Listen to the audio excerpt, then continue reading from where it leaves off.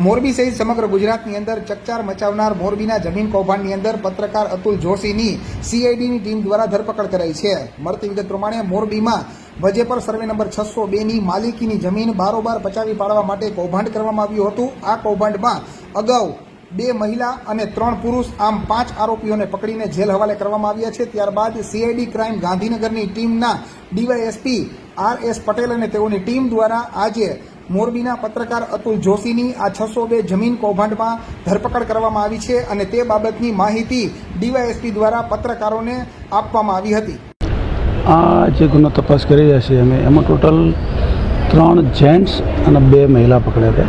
મહિલામાં હેતલ બોરણિયા, શાંતાબેન 2 છે, એક સાગર રબારી, એક સાગર ફુલતરિયા અને એક ભરત દેગામા, ટોટલ 5 પકડ્યા હતા। આજે 6ઠ્ઠા નંબરના આરોપી અતુલ જોશીને પકડ્યા છે।